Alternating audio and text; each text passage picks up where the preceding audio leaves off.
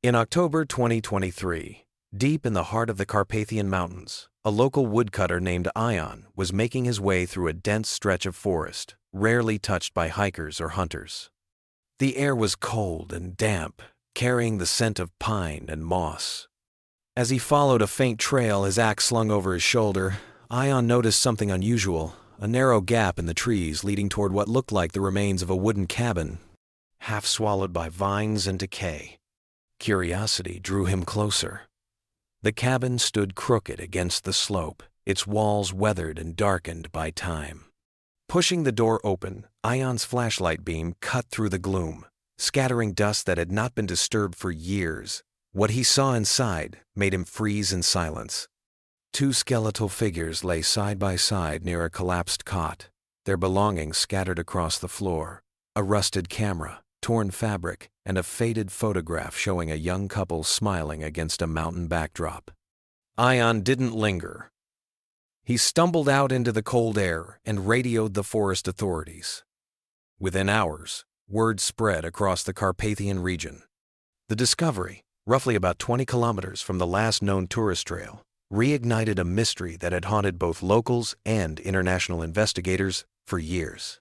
The disappearance of Daniel Reed, a 29-year-old British photographer, and his girlfriend Emma Collins, a 27-year-old elementary school teacher who vanished without a trace 7 years earlier. Before their names became part of one of the most unsettling mysteries in the Carpathians, Daniel Reed and Emma Collins were simply a young couple in love, sharing a deep passion for the natural world. Daniel, a 29-year-old photographer from Bristol, England, had built a small but growing reputation for his breathtaking images of remote landscapes. He was known among friends as quiet but deeply observant, the kind of man who could wait hours for a single, perfect shot of light touching a mountain ridge. Emma, 27, was an elementary school teacher from Manchester. Her students adored her warmth and patience, and she carried that same tenderness into every part of her life.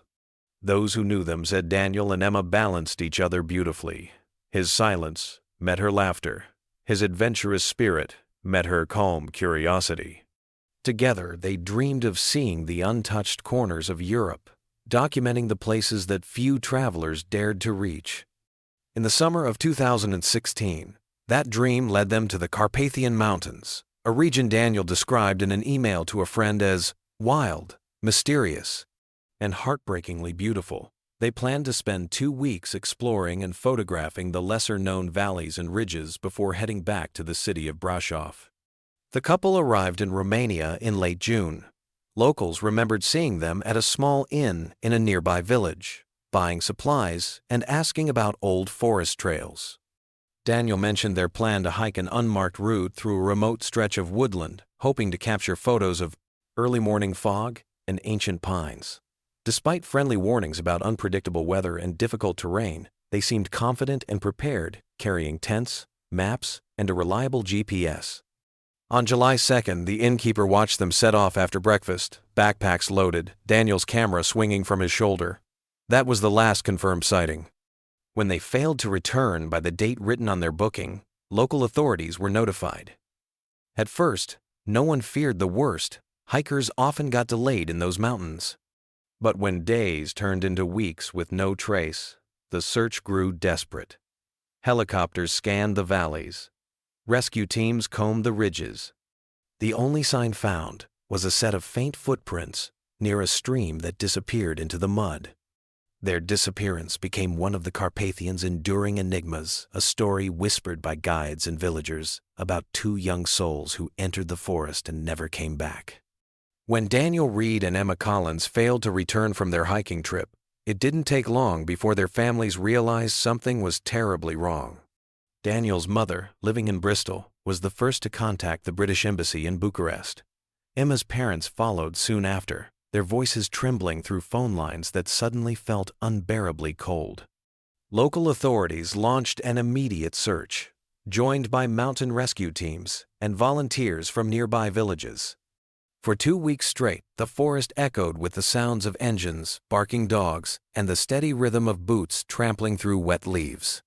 Helicopters circled overhead, scanning the dense canopies for any sign of movement. The Carpathians, however, are vast, wild, ancient, and unpredictable. Fog rolled through the valleys without warning. Rain turned dirt paths into deep mud. The terrain swallowed tire tracks, erased footprints, and drowned out distant voices.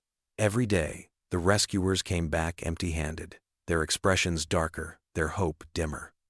By the third week, the search expanded to cover a radius of about 20 kilometers from where the couple had last been seen. A few items were recovered: a torn piece of camping fabric, a small plastic container, a lens cap believed to belong to Daniel's camera. But there were no bodies, no signs of struggle, and no answers. As summer turned to autumn, the official search was scaled back. Authorities cited the danger of continuing in worsening weather conditions, yet for both families, stopping wasn't an option.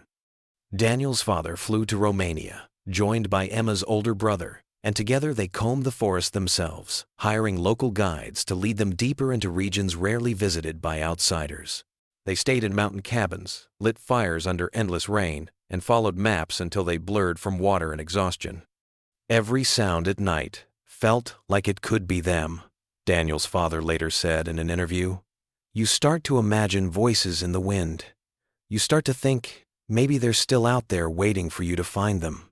Months passed. Snow began to fall, covering every clue the land might have held. The families returned to England with heavy hearts, but even oceans couldn't end their grief.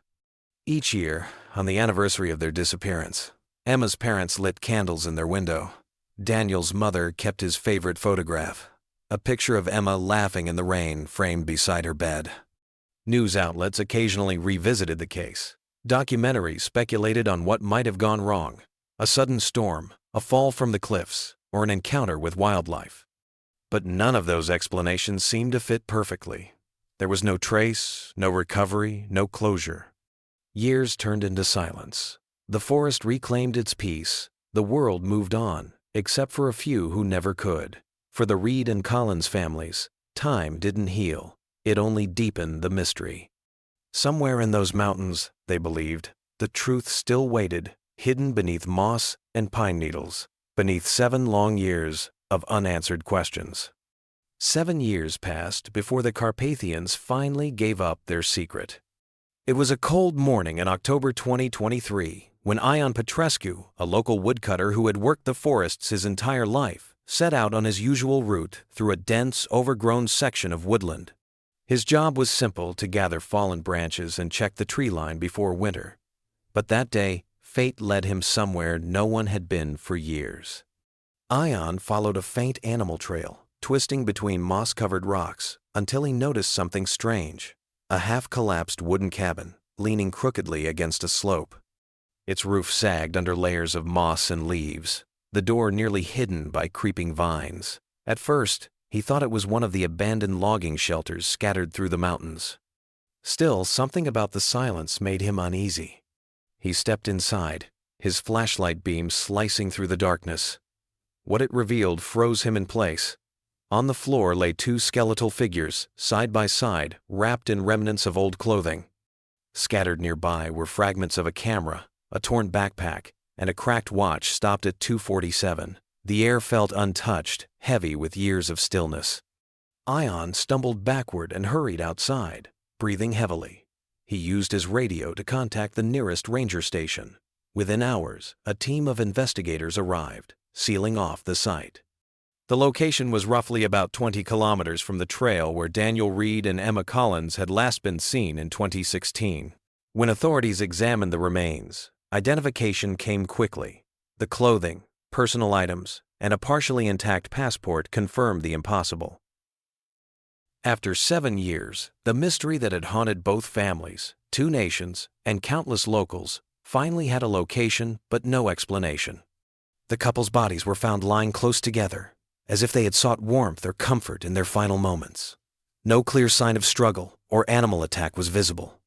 The cabin showed no evidence of forced entry or disturbance, suggesting they had entered willingly.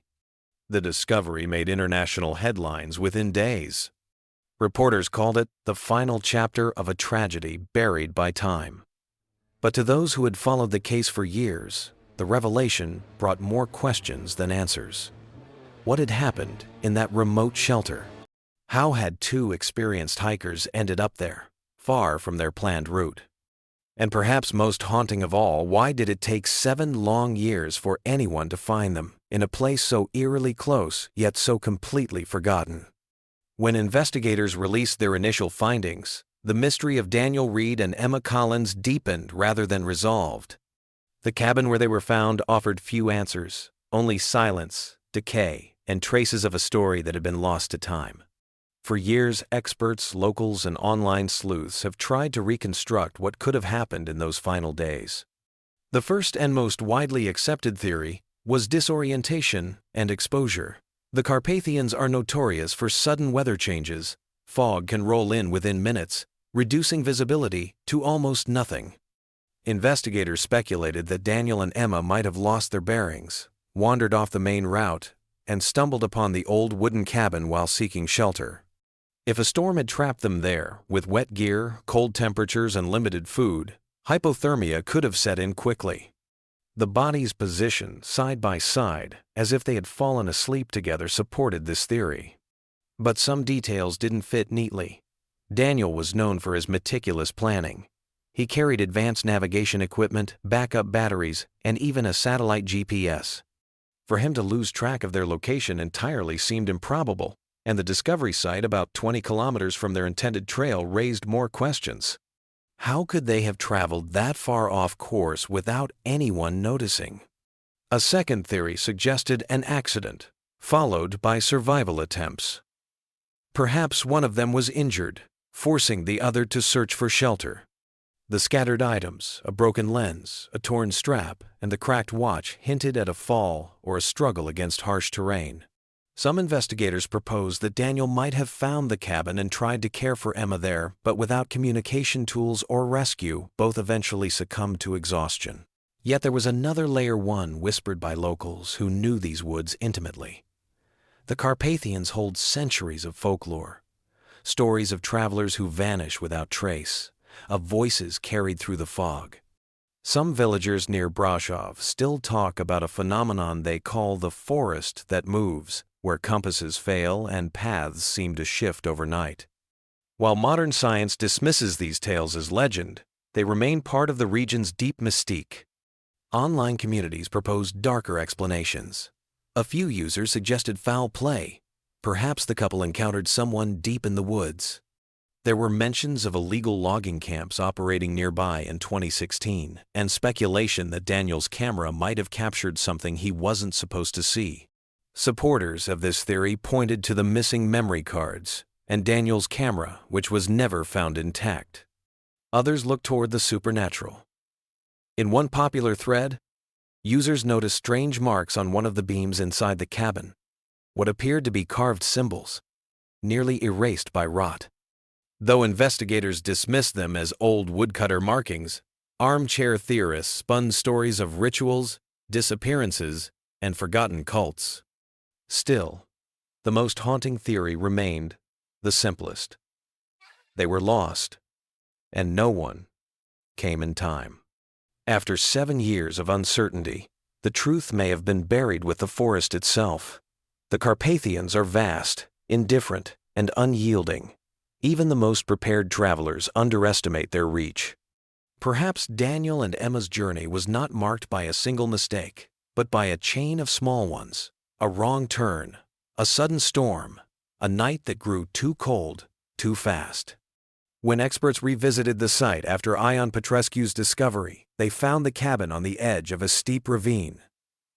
One misstep in the fog could have sealed their fate. And once the storm came, the forest would have hidden every trace. For all the speculation, no theory can fill the silence left behind. The wooden cabin stands as both a grave and a question, one the mountains refuse to answer. The discovery of Daniel Reed and Emma Collins's remains reopened the case, prompting investigators to revisit the evidence long buried by time and silence. As forensic teams combed through the cabin and surrounding forest, they uncovered several small, yet significant items, traces of a final struggle for survival, or perhaps fragments of a story that refused to vanish completely. Near the entrance of the wooden shelter, they found a weathered journal, its pages stuck together by years of dampness. Only a few lines were still legible. Written in Emma's delicate handwriting, the final entry read, "The rain hasn't stopped. Daniel is weak, but says we'll be fine. Once it clears, I hope someone finds this." The words ended abruptly, the ink bleeding into the paper as if the storm had drowned the sentence mid-thought. Scattered nearby were remnants of camping gear, a corroded gas canister, fragments of a broken flashlight, and a compass whose needle no longer moved. Investigators noted that the compass's casing was slightly dented, perhaps dropped or struck against something. Next to it, beneath a layer of soil, they uncovered Daniel's wristwatch, stopped precisely at 5:47. It was unclear whether it had broken during an accident or simply when time ran out. A few meters from the cabin, searchers found something even more peculiar, a torn piece of a topographic map, the edges damp and fragile. Drawn in red ink was a circle around an area north of their known route, far beyond the location where they were discovered. No records indicated that Daniel and Emma had planned to explore that zone. It was a place with no marked trails, a stretch of uncharted woodland whispered about by locals but never visited. What had drawn them there remained unanswered. Inside the tin box recovered beside the remains were personal items, faded passport pages, a few photographs, and what looked like the remains of a camera lens. One photo stood out, a blurred image of dense trees, taken at an odd angle.